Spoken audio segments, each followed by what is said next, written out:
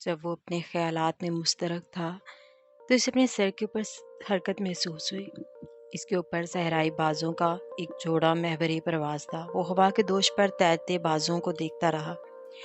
اگرچہ ان کی پرواز میں کوئی ربط نہیں تھا، لیکن وہ اس سے کچھ محسوس کر سکتا تھا، مگر اسے الفاظ کا روپ دینے سے قاصر تھا۔ وہ ان کی پرواز کا بغور مطالعہ کرنے لگا تاکہ ان سے کوئی معنی خیز کر سکے۔ شاید یہ باز اس پر محبت بغیر ملکیت کو واضح کر رہے تھے۔ اس نے محسوس کیا کہ اسے نیند آ رہی ہے۔ اس نے بیدار رہنے کی بھرپور کوشش کی، لیکن وہ بیک وقت سونا بھی چاہتا تھا۔ میں عالمگیر زبان سیکھ رہا ہوں، اس نے سوچا۔ دنیا کی ہر شے اب میرے لیے ایک مفہوم رکھتی ہے، یہاں تک کہ بازوں کی پرواز بھی۔ اس نے اپنے آپ سے کہا۔ اس نے سوچا کہ یہ محبت کا کرشمہ ہی ہے کہ ہر چیز اس کے لیے معنی رکھتی ہے۔ اچانک ایک باز نے غوطہ لگایا اور دوسرے پر چھپٹا۔ اس کے ساتھ ہی ایک تصویر لڑکے کے ذہن کی پردے کی سکرین پر چمکی۔ ایک فوج بے نیام تلواروں کے ساتھ نخلستان پر حملہ آور ہو رہی تھی۔ یہ تصویر پلک جھپکتے ہی غائب ہو گئی، لیکن اپنا اثر چھوڑ گئی۔ لڑکا کانپ رہا تھا۔ اس نے لوگوں سے سنا تھا کہ انسان کو صحرا میں سیراب نظر آتے ہیں۔ اسے خود بھی اس کا تجربہ ہو رہا تھا۔ سیراب دراصل انسان کی غیر تکمیل شدہ خواہشات ہیں، جو اتنی شدت رکھتی ہیں کہ انسان کو لگتا ہے کہ زمین پر ان کا وجود ہے۔ اس نے ایک بار پھر صحرا کی سنہری ریت پر توجہ دینے کی کوشش کی، لیکن اس کے دل میں کچھ ایسی بے چینی تھی جو اس کی توجہ مرکوز کرنے سے روک رہی تھی۔ اس نے کوشش کی کہ اس تصویر کو بلا دے اور دوبارہ اپنے ذہن کو مرکوز کر سکے۔ ہمیشہ نشانیوں کی رہنمائی میں اپنا راستہ تلاش کرو۔ بوڑھے بادشاہ کے الفاظ اس کے کانوں میں گونجے۔ لڑکے نے تصویر میں نظر آنے والے واقعے کو دوبارہ یاد کیا اور محسوس کیا کہ یہ واقعہ حقیقت میں ظہور پذیر ہونے والا ہے۔ وہ اٹھا اور کھجور کے درختوں کی طرف چل پڑا۔ ایک بار بھی اس نے محسوس کیا کہ ہر چیز کی کئی زبانیں ہیں۔ اس دفعہ صحرا تو محفوظ تھا، لیکن نخلستان خطرے میں تھا۔ وہ دیوان کھجور کے درخت کے پاس بیٹھا غروب آفتاب کا نظارہ کر رہا تھا۔ اس نے لڑکے کو ٹیلے کے دوسری جانب سے آتے ہوئے دیکھا۔ نخلستان پر ایک فوج حملہ آور ہونے والی ہے، وہ دیوان کو مخاطب کر کے بولا۔ میں نے اس کی جھلک دیکھی ہے۔ صحرا کی یہی خوبی ہے کہ وہ انسان کے ذہن میں بہت ساری تصویریں بناتا ہے، وہ دیوان نے جواب دیا۔ لڑکے نے اسے صحرائی بازوں کے بارے میں بتایا کہ کس طرح وہ ان کی پرواز کا مشاہدہ کر رہا تھا کہ اچانک اس کی رسائی ایک لمحے کے لیے کائنات کی روح تک ہو گئی، جہاں اس نے وہ منظر دیکھا جو مستقبل میں ہونے والا تھا۔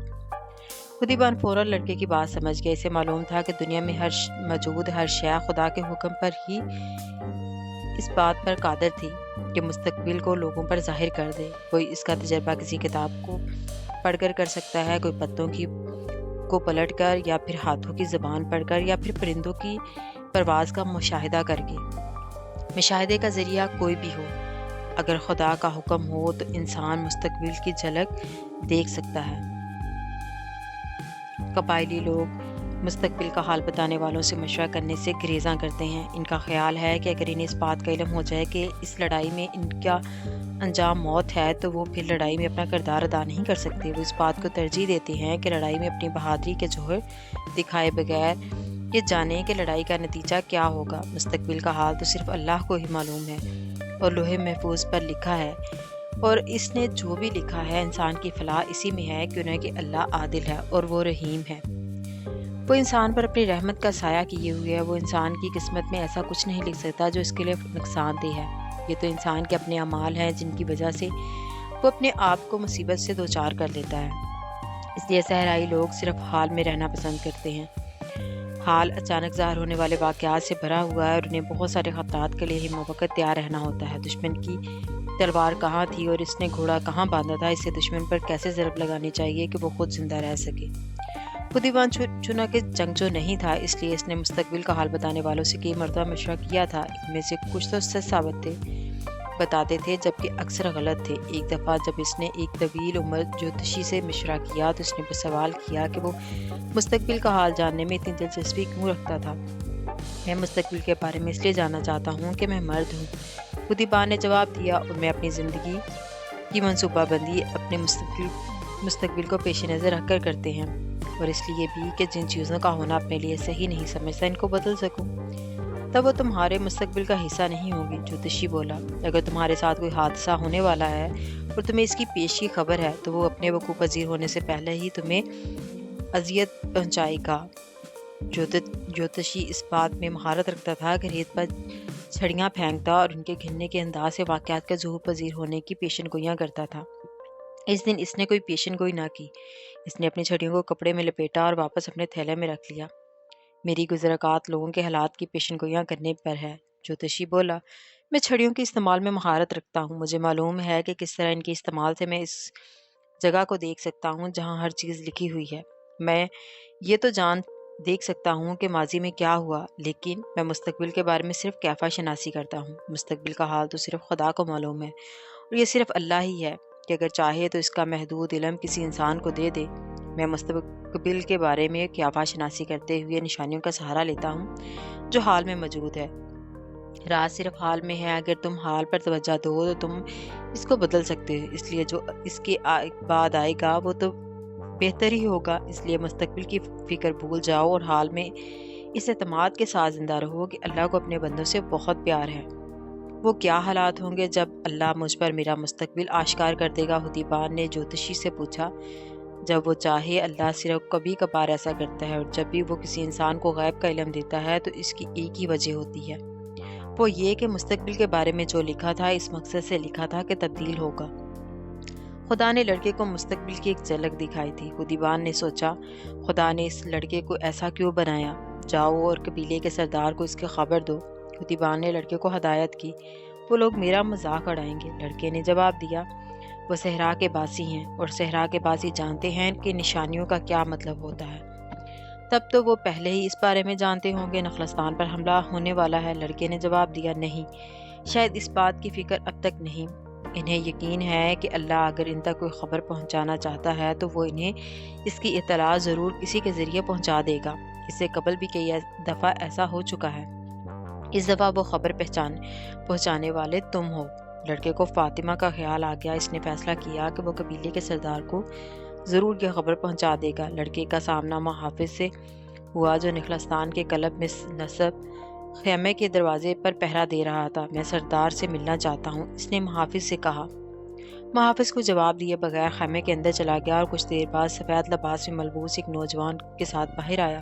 لڑکے نے اسے بتایا کہ اس نے کیا دیکھا۔ نوجوان نے اسے انتظار کرنے کا کہہ کر دوبارہ خیمے کے اندر چلا گیا۔ رات پڑ چکی تھی اور کثیر تعداد میں تاجر اور جنگجو خیمے میں آ جا رہے تھے۔ ایک ایک کر کے آگ کے الاؤ بجھ رہے تھے اور تھوڑی دیر کے بعد نخلستان میں صحرا جیسی خاموشی چھا گئی۔ اس وقت لڑکے کے ذہن میں صرف فاطمہ کا خیال تھا۔ وہ اب تک اس کی گفتگو کا آخری حصہ سمجھنے سے قاصر تھا۔ آخر کئی گھنٹوں کے صبر آزما انتظار کے بعد محافظ نے لڑکے کو اندر جانے کا حکم دیا۔ خیمے کا اندرونی منظر دیکھ کر اس کی عقل دنگ رہ گئی۔ اس کے خواب و خیال میں بھی نہیں تھا کہ صحرا کے بیچوں بیچ کوئی ایسا خیمہ بھی موجود ہوگا۔ خیمے کا فرش ایسے خوبصورت قالینوں سے ڈھکا ہوا تھا جو آج تک اس کی نظر سے گزرے ہی نہیں تھے۔ درمیان میں سونے کے فانوس لٹک رہے تھے جن کے اندر موم بتیاں روشن تھیں۔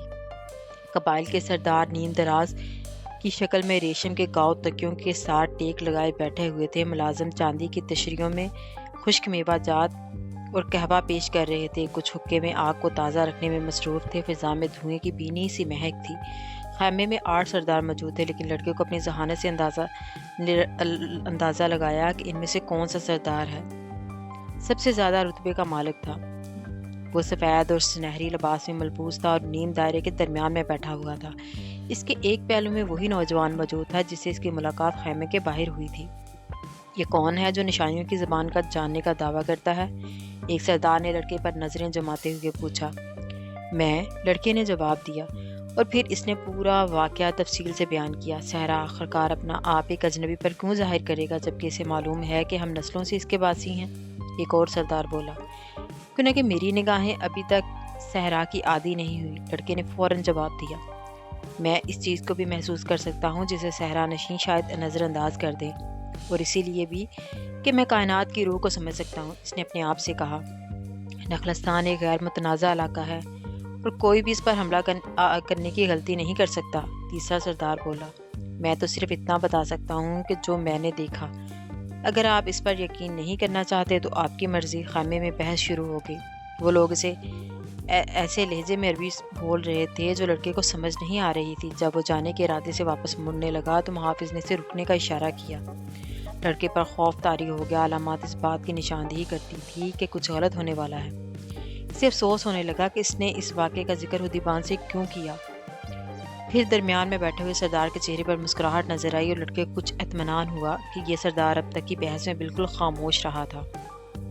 لڑکے کو کیوں نہ کہ عالمگیر زبان کی سدبو تھی، اس لیے اسے احساس تھا کہ خیمے کی پرسکون فضا میں اس کے آنے سے یکدم ارتعاش پیدا ہو گئی، اور اب وجدان اسے بتاتا تھا کہ یہاں آ کر اس نے صحیح فیصلہ کیا تھا۔ بحث ختم ہو چکی تھی۔ تمام سردار خاموشی سے سردار کی بات سننے کے لیے ہمت انگوش تھے۔ سردار لڑکے کی طرف متوجہ ہوا۔ اس کا چہرہ سپاٹ تھا۔ وہ 2000 سال قبل بھی ایک نوجوان ایسا گزرا ہے جو خوابوں پر یقین رکھتا تھا۔ بوڑھے سردار نے پہلی بار بولتے ہوئے کہا، اس کو پہلے کنویں میں پھینکا گیا اور پھر غلام بنا کر فروخت کر دیا گیا۔ ہمارے جیسے تاجروں نے اسے خریدا اور اسے مصر لے آئے، اور ہمارا اعتقاد ہے کہ جو بھی خوابوں پر یقین رکھتا ہے اسے ان کی تعبیر بھی معلوم ہوتی ہے۔ بوڑھے نے اپنی بات جاری رکھی۔ جب فرعون نے خواب میں دیکھا کہ کچھ گائے فرابہ تھی اور کچھ بہت کمزور، تو اس نوجوان نے مصر کو ایک خوفناک خطا سے بچا لیا۔ اس نوجوان کا نام یوسف تھا۔ وہ بھی اس سرزمین میں تمہاری طرح اجنبی تھا اور شاید تمہاری ہی عمر کا تھا۔ سردار نے کچھ دیر توقف کیا۔ اس کی نگاہیں میں ابھی تک ایک اجنبیت تھی۔ ہم لوگ روایت کی پاسداری کرتے ہیں، اور روایت نے ہی ان دنوں میں مصر کو قتل سے بچایا تھا، اور مصر والے امیر ترین لوگ بن گئے۔ روایت ہی سے ہمیں معلوم ہوتا ہے کہ ہم نے اس صحرا کو کیسے عبور کرنا ہے، اور ہم نے اپنے بچوں کی شادیاں کیسے کرنی ہیں۔ روایت ہی ہمیں یہ سکھاتی ہے کہ نخلستان ایک غیر متنازع علاقہ ہے، کیوں کہ دونوں اطراف میں نخلستان موجود ہے، اور دونوں ہی فریق یکساں طور پر زد پذیر ہیں۔ خیمے میں مکمل سکوت تھا، اور تمام لوگ بوڑھے سردار کی بات غور سے سن رہے تھے، اور روایت ہی ہمیں سکھاتی ہے کہ ہم صحرا کی آواز سنیں۔ ہمارا تمام علم اس صحرا کی دین ہے۔ سردار نے اشارہ کیا اور تمام لوگ کھڑے ہو گئے۔ یہ ملاقات کے اختتام کا اعلان تھا۔ ملازموں نے حقے بجا دیے۔ محافظ مؤدبانہ کھڑے ہو گئے۔ لڑکا بھی جانے کو تیار تھا کہ اس دوران سردار دوبارہ بولا، کل ہم وہ معاہدہ توڑ دیں گے جس کے مطابق نخلستان میں ہتھیار اٹھانا ممنوع ہے۔ ہم تمام دن دشمن کا انتظار کریں گے، اور سورج غروب ہونے کے ساتھ ہی تمام لوگ دوبارہ اپنے ہتھیار پھینک دیں گے۔ دشمن کی ہر 10 لاشوں پر تمہیں سونے کا ایک سکہ ملے گا۔ اگر ہتھیاروں کو زیادہ دیر تک استعمال نہ کیا جائے تو انہیں زنگ لگ جاتا ہے، اور اگر ان میں سے ایک بھی ہتھیار کل استعمال نہ ہوگا تو وہ تم پر استعمال کیا جائے گا۔ جب لڑکا خیمے سے باہر نکلا تو نخلستان میں صرف چاند کی روشنی تھی۔ وہ اپنے خیمے سے 20 منٹ کی مسافت پر تھا۔ اس نے آہستہ آہستہ اپنے قدم خیمہ کی طرف اٹھانا شروع کیے۔ وہ ابھی تک پیش آمد واقعات کے اثرات سے نہیں نکل سکا تھا۔ وہ کائنات کی روح تک پہنچنے میں کامیاب ہو گیا تھا، لیکن شاید اس کو اس بات کی قیمت اپنی زندگی کی صورت میں ادا کرنی پڑ رہی تھی۔ وہ خوف زدہ تھا، لیکن وہ تو تمام عمر ہی خطرناک قدم اٹھاتا آیا ہے، اور بقول حدیبان کی آج کا دن مرنا کل کی موت سے برا نہیں تھا۔ ہر دن اس بات کا متقاضی تھا کہ اسے جیا جائے، اور تمام دنیا کا محور ایک لفظ تھا، مکتب۔ اسے کوئی پشیمانی نہیں تھی۔ اگر کل وہ مارا بھی گیا تو اس کا مطلب یہ ہوگا کہ خدا کو مقصود نہیں تھا کہ مستقبل کو تبدیل کیا جا سکے۔ مرنے سے قبل کم از کم اس نے سمندر عبور کیا، کرسٹل کی دکان میں کام کیا، یہ طویل صحرا عبور کیا تھا، اور سب سے بڑھ کر یہ کہ فاطمہ کی گہری کالی آنکھوں کی ایک جھلک دیکھی تھی۔ اپنا گھر چھوڑنے کے بعد اس نے ہر دن کو بھرپور انداز میں جیا تھا۔ اس نے اب تک وہ کچھ دیکھا تھا جس کا دوسرے چرواہے تصور بھی نہیں کر سکتے تھے۔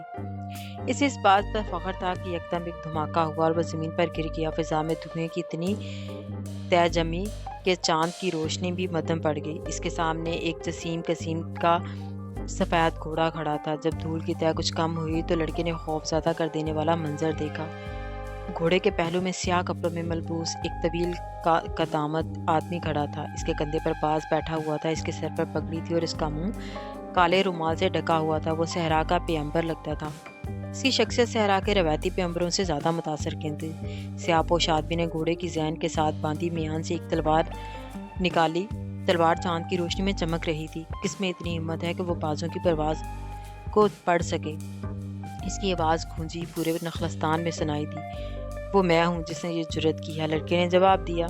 اس کے ذہن میں سنتیاگو میٹامورس کی تصویر تھی جو اپنے سفید براق گھوڑے پر سوار ہے اور گھوڑے کے سم نیچے پڑے ہوئے دشمن کی چھاتی پر ہیں۔ یہ آدمی بھی بالکل اسی طرح لگ رہا تھا، فرق صرف یہ تھا کہ اب کردار بدل چکے تھے۔ میں نے یہ جرأت کی ہے، اس نے دہرایا، اپنا سر نیچے کر کے اپنے آپ کو تلوار کا وار وصول کرنے کے لیے تیار کر لیا۔ بہت ساری قیمتی جانیں صرف اس لیے بچ جائیں گی کیونکہ میں نے کائنات کی روح تک رسائی حاصل کر لی تھی۔